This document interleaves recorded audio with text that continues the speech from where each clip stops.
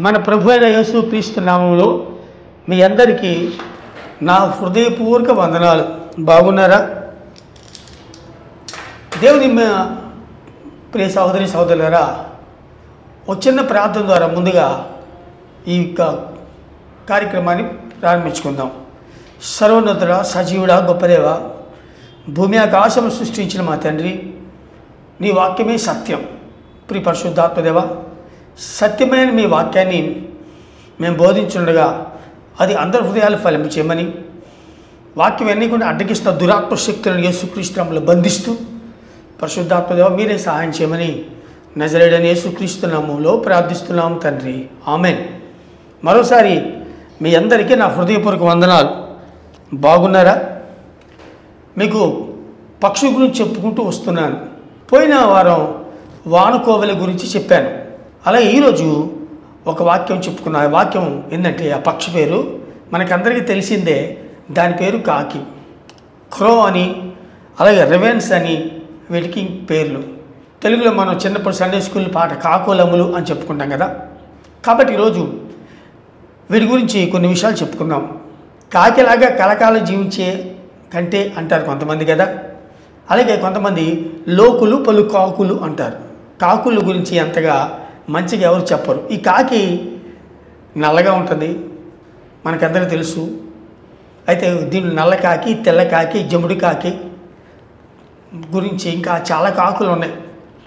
అలాగే ఇంకా దాని పేరు ఏంటంటే ఇనుప ముక్కు ఉన్న కాకులు కూడా ఇతర దేశాల్లో ఉన్నాయి.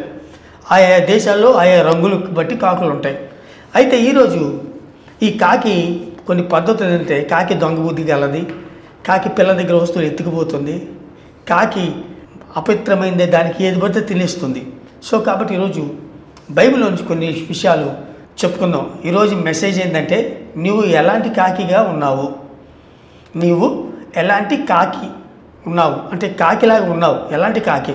బైబిల్ నుంచి ఒక 4 లేదా 5 రెఫరెన్సులు ఈ కాకి గురించి రాయబడింది. దీని గురించి బైబిల్లో చదువుకు. మొదటిగా మనం చదువుకుంటూ పోతే లూకాసు వార్త 12వ అధ్యాయము 24వ వచనం చదువుకుందాం. కాకుల సంగతి విచారించి చూడుడి. చూడండి, కాకుల సంగతి విచారించి చూడుడి. అవి విత్తవు, వాటికి గరిసె లేదు, కొట్టు లేదు, అయినను దేవుడు వాటిని పోషించుచున్నాడు. కాకి గురించి బైబిల్లో ఏముందంటే, ఈ కాకుల సంగతి విచారించండి. దేవుడు కాకి గురించి విచారించి చూడు, కాకి గురించి ఆలోచించు, ఈ కాకి యొక్క జీవిత విధానాన్ని పరిశీలించు. ఈ కాకి ఎలాంటి కాకి, ఎలా కాకిలాగా నువ్వు ఉన్నావు, నీ బ్రతుకుని మార్చుకో, నీ జీవితాన్ని చక్కదిద్దుకో, నీ యొక్క నడిచే మార్గాన్ని త్రోవని సరిచేసుకో అని ప్రభువు యేసుక్రీస్తు సుస్పష్టంగా నీతో నాతో మాట్లాడుతున్నాడు. ప్రియ సహోదరి సహోదరుడా, ఈరోజు ఎలాంటి కాకిగా ఉన్నావు అంటే, ఈ కాకి గురించి ఇలా బైబిల్లో రిఫరెన్సులు మనం కొంచెం ఆత్మీయ అర్థంగా చెప్పుకుంటున్నాం అంతే. ఇదేదో ప్రత్యక్షత ఏం కాదు, కానీ బైబిల్ దాని ప్రకారం కొన్ని మాటలు వివరించి చెప్తానికి ప్రయత్నిస్తున్నాను. కాబట్టి ఈరోజు ఒక విషయం మనం విన్నప్పుడు ఆ విషయం మంచిదైతే దాని ప్రకారం వెళ్ళాలి, అది చెడ్డదైతే దాని నుంచి దూరంగా బయటకు వచ్చేయాలి. కానీ చాలామంది వాక్యం వింటారు కానీ వాక్య ప్రకారం జీవించరు.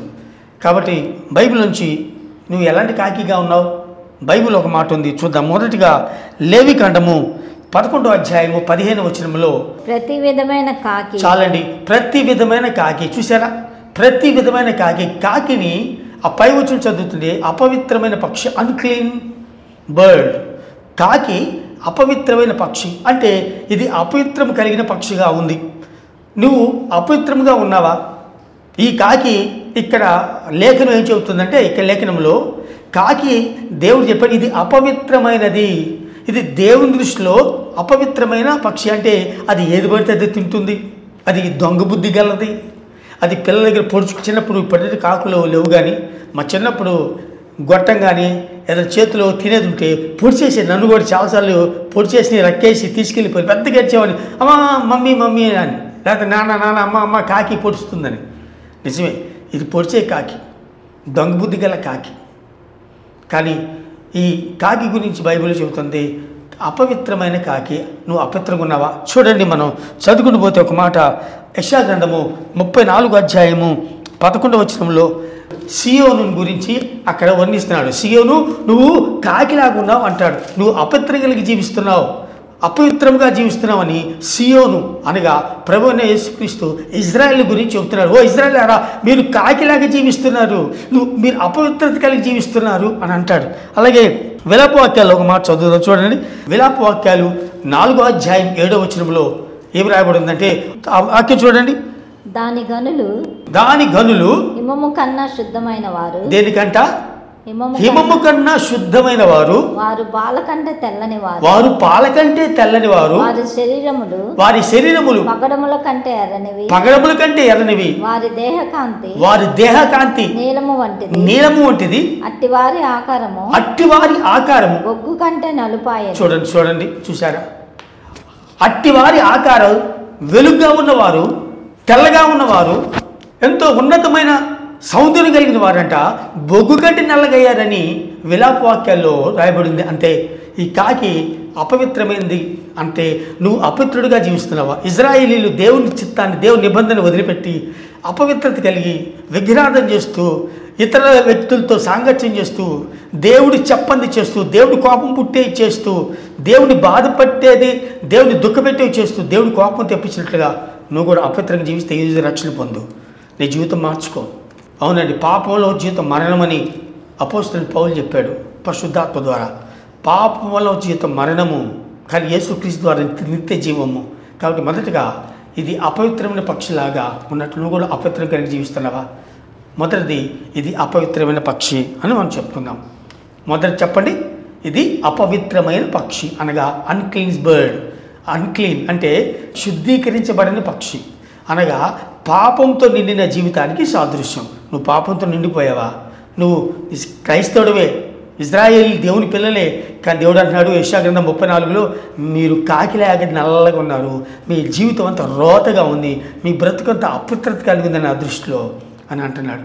దేవుడి దృష్టిలో నువ్వు పాపం చేసే వ్యక్తిగా ఉంటే ఈరోజే మారు సహోదరి, ఈరోజు మారు, నీ బ్రతుకు మార్చుకో, రక్షణ పొందు. అలాగే రెండోది చూద్దాం బైబిల్లో నుంచి. ఆదికాండము 8వ అధ్యాయం 7వ వచనంలో ఇది అటు ఇటు తిరిగే కాకి. రెండవది చెప్పండి, అటు ఇటు తిరిగే కాకి. ఇది అటు ఇటు తిరుగుతూ ఉంటుంది. అందుకే చూడండి, ఒక కాకిని వెలుపలికి పోవిడిచెను. చూడండి, ఒక కాకిని ఎవరు జలప్రలయం అయిన తర్వాత, జలప్రలయం అంతా అయిపోయిన తర్వాత నీళ్ళు ఇంకిపోయినాయో లేవు అని నోహు ఏం చేశాడంటే కాకిని వదిలేశాడు. ఒక కాకిని వెలుపలికి పోవిడిచెను. అది బయటికి వెళ్ళి భూమి మీద నుండి నీళ్లు ఇంకిపోవు వరకు చూశారండి. ఇటు అటు తిరుగుతుందంట. అది అయ్యే నీళ్ళున్నాయి అది మళ్ళీ వాడలోకి రాలా. ఇది ఇటు అటు తిరిగే కాకి. మీకు తెలుసా, యోబు గ్రంథంలో 1వ అధ్యాయంలో మనకు తెలుసు, యోబు గ్రంథం 1వ అధ్యాయం 7వ వచనంలో, అలాగే యోబు గ్రంథం 1వ అధ్యాయం 2వ వచనంలో దేవుడు అడుగుతాడు ఆ అపవాది, నువ్వు ఎక్కడి నుంచి వచ్చావంటే నేను భూమి మీద ఇటు అటు తిరుగుతున్నాను అన్నాడు. యోబు గ్రంథం 1వ అధ్యాయంలోను 7వ వచనంలోను, యోబు గ్రంథం 1వ అధ్యాయం 22వ వచనంలోను అది రాయబడింది. కాబట్టి ఇటు అటు తిరగటం అంటే ఏంటో తెలుసా? అంటే రెండు తలంపుల మధ్య తడబడుతున్నారు, ద్విమనస్సు. బైబిల్లో ఏముందంటే మొదటి రాజుల గ్రంథము 18:21 వచనంలో ఏలియా అంటాడు, ఎంతకాలం మీరు రెండు తలంపుల మధ్య తడబడుతుంటారు? ఇశ్రాయేలులారా, బయలుదేవుడా యెహోవా దేవుడా అంటే మౌనంగా ఉంటారు వాళ్ళు. అప్పుడు అంటున్నాడు, ఎంతకాలం రెండు తలంపులు, ఎంతకాలం? ఒక పక్క లోకం, ఒక పక్క దేవుడు, ఒక పక్క లోకం, ఒక పక్క పరిశుద్ధత, ఒక పక్క లోకం, ఒక పక్క ఏమో దేవుడి సంఘం, ఒక పక్క ఏమో పాపం, ఒక పక్క ఏమో పరిశుద్ధంగా చర్చిలోనూ ఒక జీవితం, బయట ఒక జీవితం. అందుకని యాకోబు రాసిన పత్రిక 1వ అధ్యాయము 7వ వచనంలో యాకోబు స్పష్టంగా మాట్లాడుతూ ఒక మాట అంటాడు, చూద్దాం. ఎట్టి మనుషులు రెండు తలంపులు, రెండు ఆలోచనలు, రెండు హృదయం ఒకటే, కానీ హృదయంలో వివిధ రకాలైన పాప జీవితం. అట్టి వ్యక్తి గురించి చెబుతా. అట్టి మనుషుడు ద్విమనస్కుడు అంటే రెండు మనసులు కలిగిన వాడై తన సమస్త మార్గముల యందు అస్థిరుడగును. స్థిరుడు కాదు, స్థిరత్వం లేదు. స్థిరత్వం లేదు. కాసేపేమో 31st నైట్ ఏమో దేవా నేను పాపిని ఇక్కడి నుంచి పరిశుద్ధంగా ఉంటాను అంటాడు. 31st అయిపోయిన తర్వాత 1st తారీఖు మళ్ళీ తాగుతాడు. ప్రభు ఇక్కడి నుంచి మందు తాగనంటాడు, తాగుతాడు. ఇక్కడి నుంచి ఇదిగో సిగరెట్ లాగనంటాడు, తాగుతాడు. ఇక్కడి నుంచి నేను పాపం చేయను అంటాడు, చేస్తూ ఉంటాడు. నేను అట్లా చేయను, నేను ఎలా ఉండను, నేను అలా ఉండను అని చెప్పుకుంటాడు, వాగ్దానం చేస్తాడు. తర్వాత మళ్ళీ తప్పిపోతాడు. వీళ్ళని బైబిల్లో కుక్కలు అన్నాడు, పందులు అన్నాడు. పంది అంట తిరుగుతున్నట్టుగా, కుక్క తన వాంతికి తిరిగినట్లుగా. ప్రియమైన సహోదరి సహోదరుడా, ఈ లోక స్నేహము దేవునితో వైరమని మీకు తెలియదా? ఎవడైనా లోకమును ప్రేమించినట్లా దేవుడు ప్రేమ కాదంట. మా ప్రేమ లేకపోతే ఆయన మన శత్రువే కదా, దేవునికి శత్రువు అవుతావు నువ్వు. కాబట్టి రెండోది, ఈ కాకి ఏం చేస్తుంది?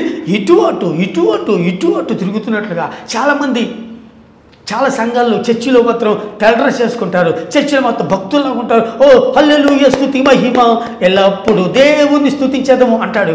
బయటకు వస్తే అతని జీవితం రోతగా ఉంటుంది, అతని జీవితం కంపుగా ఉంటుంది, అతని జీవితం అపవిత్రంగా ఉంటుంది. అది చర్చిలోనేమో ఒక రకంగా ఉంటారు, చర్చిలోనేమో పరిశుద్ధరావు, బయటకు వస్తేనేమో పాపారావు. చర్చిలోనేమో సత్యం, బయటకు వస్తే అంతా అసత్యమే. ఇలాంటి జీవిస్తున్నావా? అయితే నువ్వు అలాంటి అటు తిరిగే కాకివే.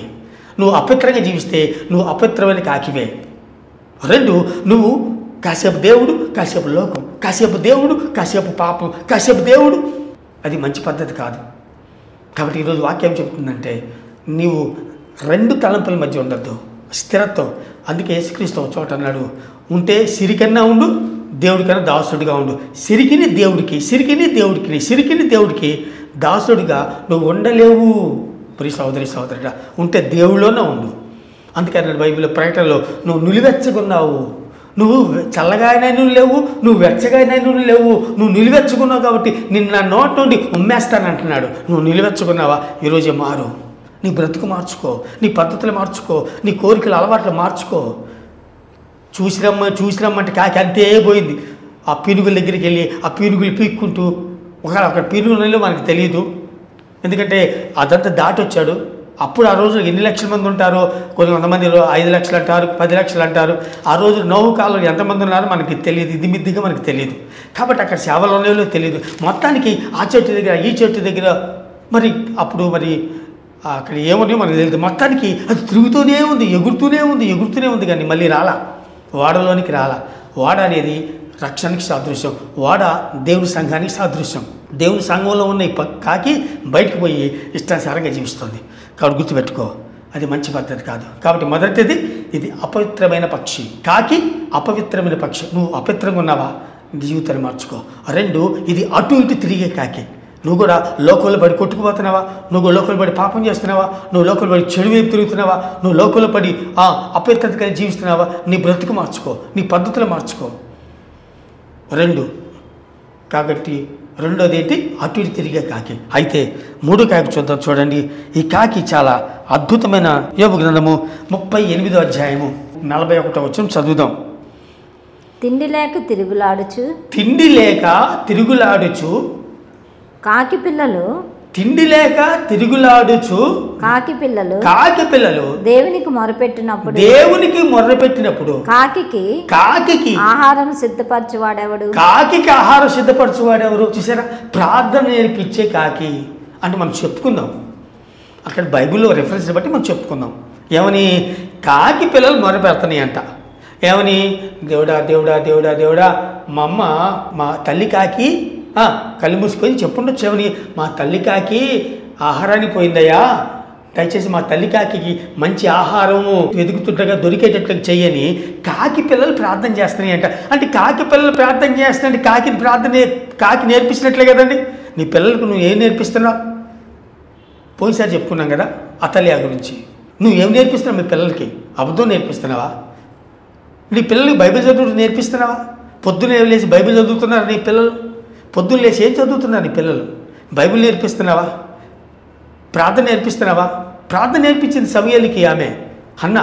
ప్రార్థన నేర్పించాలి, వాక్యం నేర్పించాలి, నిజాయితీ గుంటూ నేర్పించాలి, యథార్థం గుంటూ నేర్పించాలి, 10 మందికి సాయం చేయడం నేర్పించాలి. కాకి అంట ప్రార్థన నేర్పించే కాకి. అందుకని కీర్తన కూడా ఒక మాట ఉంది, 147వ కీర్తన 9వ వచనం. పశువులకును అరుచుచుండు పిల్ల కాకులకును ఆయన ఆహారం ఇచ్చేవాడు. ఆయన ఆహారం అరుచుచుండు పిల్ల కాకులు. అరుచుచుండు అంటే మొర్ర పెడుతున్న పిల్ల కాకులకి ఆహారం ఇస్తాడంట. కీర్తనకారుడు అంటాడు, అరుచు పిల్ల కాకులకు, అరచు పిల్ల కాకులకును ఆహారము తానీయును, దేవునికి స్తోత్రము గానము చేయుటయే మంచిది. చూడండి, ఆ భక్తుడు ఎంత బాగా రాశాడు. అరుచు పిల్ల కాకులకు ఆహారం ఇస్తాడు దేవుడు. నీ పిల్లలకు ప్రార్థన నేర్పు, మొర్ర పెడుతూ నేర్పు. అప్పుడు దేవుడు వాళ్ళు కూడా దీవించబడతారు. కాబట్టి ఈరోజు నువ్వేమి నేర్పిస్తున్నావు నీ పిల్లలకి? ఇది మొదటిది, ఇది అపవిత్రమని కాకి. నువ్వు అపవిత్రంగా ఉన్నావా? పద్ధతి మార్చుకో. 2, ఇది అటు ఇటు తిరిగి కాకిగా ఉన్నావా? అంటే లోకం వైపు పాపం తిరుగుతున్నావా? చర్చికి వస్తున్నావు, మారు మనసు పొందట్లా. చర్చికి వస్తున్నావు, బ్రతుకు మార్చుకోవట్లా. మందిరానికి వస్తున్నావు, పద్ధతులు మార్చుకోవట్లా. మందిరానికి వెళ్తున్నావు, బుద్ధులు మారలా. మందిరానికి వెళ్తున్నావు, జీవిత విధానం మారలా. చుట్టూ నీ పక్కన 10 మంది నీ చుట్టుపక్కల నీ గురించి ఏమనుకుంటున్నారు చెప్పండి? నీ చుట్టుపక్కల జనం నీ గురించి ఈమె నిజంగా భక్తురాలు, ఈమె నిజంగా నీతిమంతురాలు. అవును, బైబిల్లో నతనేలు గురించి ప్రభుని యేసుక్రీస్తు ఏం చెప్పాడు? యేసుక్రీస్తు ఏం చెప్పాడు నతనేలు గురించి? ఇదిగో ఇతడు నిజముగా నతనీయులు, ఇతడు నిజముగా నతనీయులు అంటే అర్థం ఏంటంటే ఇతడు నిజముగా ఇశ్రాయేలీయుడు, ఇతను ఏంది ఏ కపటం లేదు అని దేవుడు చెప్పాడు. సాక్ష్యం, నీ గురించి సాక్ష్యం ఏం చెబుతున్నారు జనం? అందుకే బైబిల్ ఏముంది? మంచి పేరు సంపాదించుకోవాలి. పేరు మంచిదండి. మంచి పేరు నీకుందా? పేరు ఏముంది? మామూలు పేరు పెట్టుకో, చర్చిలో బైబిల్లో పేర్లని నువ్వు పెట్టుకోవచ్చు, కానీ నీకు మంచి పేరు ఉందా? 10 మంది నీ గురించి ఏమనుకుంటున్నారు? నేను ప్రార్థనాపరురాలు, నీతిమంతుడు, ప్రార్థనాపరుడు. కొర్నేలి తన ఇంటి వారందరితో కూడా భయభక్తులు కలిగి ఉన్నాడని రాయబడి ఉంది. నువ్వు నీ ఇంటి వారందరితో భయభక్తులు కలిగి ఉన్నావా? యెహోషువ నేను నా ఇంటి వారు యెహోవాను సేవిస్తామని చెప్పాడే, అలాంటి చెప్పే గొప్ప ఆ గట్స్ నీకున్నాయా?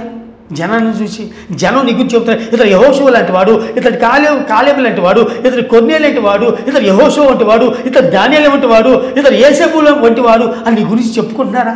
లేకపోతే చర్చికి వెళ్తున్నారు కదండి, అన్ని మేము చేసి వాళ్ళు చేస్తున్నారు అని గురించి చెప్పుకుంటున్నావా? అలా చెప్పుకుని నువ్వు అటు ఇటు తిరిగే కాకివే.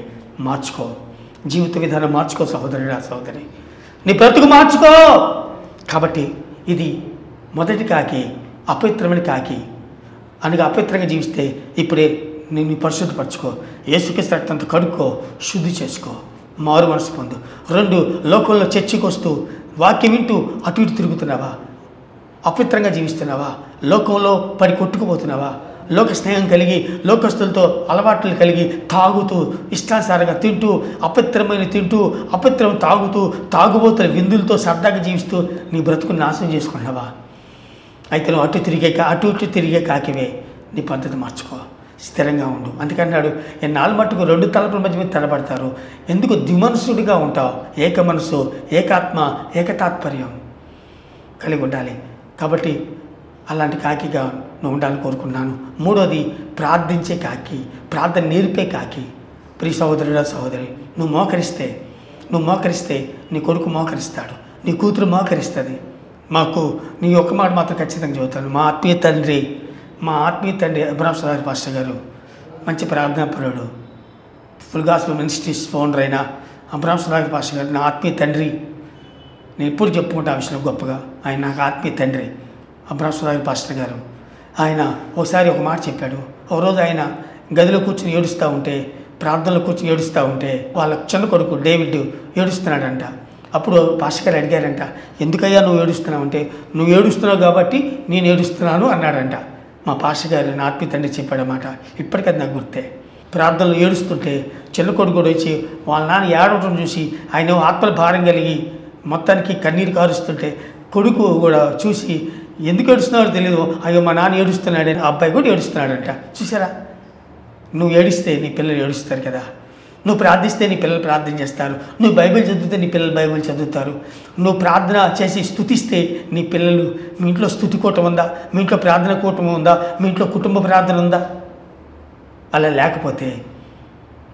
లేకపోతే నువ్వు ప్రార్థించలేని కాకివి. కాబట్టి ప్రార్థించే కాకిగాను ఉండు, ప్రార్థన నేర్పే కాకిగాను ఉండని కోరుకున్నాను. అలాగే ఇంకో మాట చూసుకుందాం. చూడండి, ఆ తర్వాత 1 రాజుల గ్రంథము 17వ అధ్యాయము 4వ వచనం చదువుకుంటే ఆ వాగు నీరు నీవు త్రాగుదువు. చూడండి, దేవుడు ఈ కాకి పేరేంటో తెలుసా? ఈ కాకి పేరు దేవుడికి లోబడిన కాకి. చూసారా? ఏంటి చెప్పండి? దేవుడి ఆజ్ఞకు లోబడిన కాకి అండి. ఏలియా నువ్వు ప్రార్థన చేశావు, 3 సంవత్సరాలు వర్షం మంచు పడదు, కెద్రోను వాగు దగ్గర మంచిది లాగు. ఆ తర్వాత ప్రతిరోజు కాకులు ఉదయము సాయంత్రము రొట్టె మాంసము తీసుకొని వస్తుంది. అక్కడ ఏముందన్నమాట? ఆ వాగు నీరు నీవు త్రాగుము. అచ్చటికి నీకు ఆహారము తెచ్చినట్లు. చూడండి, అచ్చటికి నీకు ఆహారము తెచ్చినట్లు నేను కాకోలము అన్నాడు. అక్కడ కాకోలం అంటే కాకోలములకు ఆజ్ఞాపించితినని అతనికి తెలియచేయగా. ఆజ్ఞాపించాడు కొన్ని కాకులకి. కాకులారా ఇట్లాంటి కాకులు వచ్చినాయి అంట. కొన్ని కాకులు ఎన్ని వచ్చినాయో? 5, 10, 20. ఎందుకంటే ఓ మాట చెప్పుకుందాం. అసలు పిండి తెచ్చినాయా, రొట్టె తెచ్చినాయా? చెప్పండి. రొట్టె తెచ్చినాయి, మాంసం తెచ్చినాయి. అసలు మాంసం ఎవరు కొట్టారు? ఇప్పుడు కాకి కేజీ మాంసం మోయలేదు కదా, ముక్క ఇంత మాంసం, దాని నోటికి పట్టే మాంసం. అంటే మనిషి కనీసం పొద్దున సాయంత్రం తినాలంటే 1/4 కేజీ తినొచ్చు కదా అనుకుందాం. మనిషి 1/2 కేజీ తినేవాళ్ళు, కేజీ తినేవాళ్ళు ఉన్నారులేండి, నేను వాళ్ళ గురించి చెప్పట్లేదు. మినిమము 1/4 కేజీ అనుకుందాం. మనం అర్థం చేసుకుందాం. అసలు రొట్టెలు ఎవరు తయారు చేశారు? ఆ పిండి ద్వారా రొట్టె తెచ్చాడంటే మరి రొట్టెలు ఎవరు చేశారు? దేవదూతలు చేసినాయా, లేకపోతే ఎవరికి భక్తుడికి ఆజ్ఞాపించాడా? అసలు ఆశ్చర్యం అండి. రొట్టెలు ఎన్ని రొట్టెలు? చిన్న రొట్టె. కాకి చిన్న రొట్టె పెద్ద రొట్టె పట్టుకోలేదు కదా, చిన్న రొట్టె. లేకపోతే 2 కాకులు ఒక పెద్ద రొట్టె పట్టుకుని ఎగిరినాయా? లేకపోతే ఎట్లే ఉన్నాయో మనకు తెలీదు. మొత్తానికి ఒక రోజు పొద్దున సాయంత్రం అంటే కలిసి పొద్దున ఒక 3 రొట్టెలు, లేకపోతే పెద్ద ఇజ్రాయెల్ రొట్టె పెద్దది అనుకోండి, 2 రొట్టెలు, చిన్న ముక్కలకి తెచ్చినాయా తెలియదు. మొత్తం పొద్దున సాయంత్రం ఎవరు చేశారు? మాంసం ఎవరు తీసుకొచ్చారు? మాంసం వాటికి ఎవరు కొట్టారు? వాటి ముక్కులకి మాంసం ఎవరు అందించారు? ఆ రొట్టె ఎవరు చేశారు? ఆ రొట్టె కాకులకి ఎట్లా వచ్చినాయి? ఆ కాకులు ఎక్కడ వాళ్ళని? ఎంత గొప్ప దేవుడు అండి. వాటికి చెప్పాడు దేవుడు, అక్కడికి వెళ్ళేంతవరకు రొట్టెని కానీ మాంసాన్ని కానీ ముట్టారో అసలు కాకి మాంసం అంటే మహా ఇష్టం. అట్లాంటి కాకులు మాంసం పట్టుకొని ఏలియా దగ్గరికి వచ్చి వదిలేసి వెళ్ళిపోతున్నాయి. రొట్టె తీసుకొచ్చి వదిలేసి డ్యూటీ వాటికి పొద్దున సాయంత్రం దేవుడికి లోపడ్డాయండి. ప్రియమైన సహోదరుడా, నువ్వు దేవుడికి లోపడుతున్నావా? దేవుడి ఆజ్ఞకి లోపడుతున్నావా? యోబు గ్రంథంలో ఒక చోట రాయబడింది, బైబిల్లో ఒక చోట దేవుడు చెప్పాడు, అన్నాడు, ఆదాము నా నిబంధన మీరాడు అన్నాడు ఒక చోట దేవుడు. దేవుడికి లోబడి జీవిస్తున్నావా? దేవుడి ఆజ్ఞకు లోబడి జీవిస్తున్నావా? ఈ కాకులు దేవుడికి లోబడ్డాయి, మాంసం తినలేదు. ఆ తర్వాత కొద్దిగా పెట్టాడో దేవుడు తెలియదు, కానీ అవి తూచా తప్పకుండా పొద్దున సాయంత్రం కెరీతు వాగు ఎండేంతవరకు, కెరీతు వాగు కదా, ఇది 2 నెలలకి ఎండిందో 3 నెలలకి ఎండిందో సంవత్సరానికి ఎండిందో మనకు తెలియదు. మొత్తానికి ఎండిపోయేంతవరకు కాకులు వస్తున్నాయి వెళ్తున్నాయి. డ్యూటీలు పట్టే కాకులకి 10 కాకులా, 20 కాకులా, 100 కాకులా, డ్యూటీలు మార్చుకున్న కాకులే. దేవునికి లోబడిన కాకి, దేవుడి ఆజ్ఞకు లోబడిన కాకిగా నువ్వు ఉన్నావా? ప్రార్థన నేర్పే కాకిగా నువ్వు ఉన్నావా? లేకపోతే అపవిత్రమైన కాకిగా నువ్వు ఉన్నావా? లోకంలో పడి కొట్టుకుపోతూ అటు ఇటు తిరుగుతూ పాపంలో జీవిస్తూ విచ్చలవిడిగా జీవిస్తూ హద్దు ఆపు లేకుండా జీవిస్తూ దేవుడు భయం లేకుండా జీవిస్తూ ఇష్టానుసారి జీవించే కాకిలాగా ఉన్నావా? ఆలోచించు, చెవియొగ్గు, మార్చుకో, పద్ధతులు మార్చుకో. ఓ పక్క వరదలు వస్తున్నాయి చూసారా మీరు? చైనా మొత్తం కొట్టుకుపోతుంది. అక్కడ వియత్నాము చైనా మొత్తం కొట్టుకుపోతుంది. ఆ టీవీలో చూడండి మీరు, ప్యాక్ ముక్కలా కూలిపోతున్నాయి బిల్డింగులు. ఒక చిన్న బొమ్మలాగా కొట్టుకుంటూ తిరుక్కుంటూ వెళ్ళిపోతాయి పెద్ద పెద్ద వ్యాన్లన్నీ కూడా. ఆ క్లిప్ చూడండి. రాబోయే దినాలు అంత్య దినాల్లో ఉన్నాం. మీకు తెలుసా? నిన్న మోడీ మాట్లాడారు తెలుసా? మోడీ చిప్స్ గురించి మాట్లాడాడు. చిప్ ఒప్పుకున్నాడు మోడీ. తెలుసా మీకు? ఎక్కడున్నారు? రాబోయేలో వాడి గురించి చెప్పుకుందామండి. చిప్స్ గురించి, 666 గురించి, అవన్నీ నేర్చుకోవటం మంచిదే. AI వచ్చింది కదా, ఆర్టిఫిషియల్ ఇంటెలిజెన్స్ వచ్చేసింది, AI. తెలుసా మీకు? ఏం చేస్తున్నారు మీరు? ఎలాంటి కాకిగా ఉన్నావు? ఎక్కడ జీవిస్తున్నావు? లోకంలో పడి చిన్న చిన్నగా క్రీస్తు విరోధి అంత్యక్రీస్తు పరిపాలన వచ్చేస్తుంది.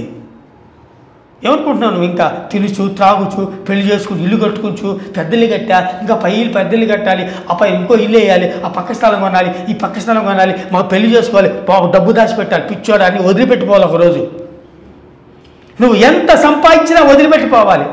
నువ్వు ఎన్ని వేల కోట్లు సంపాదించినా అక్కడ మాత్రం 5 వయసులు కూడా పైసా కూడా నీ దగ్గర నీతో రాదు.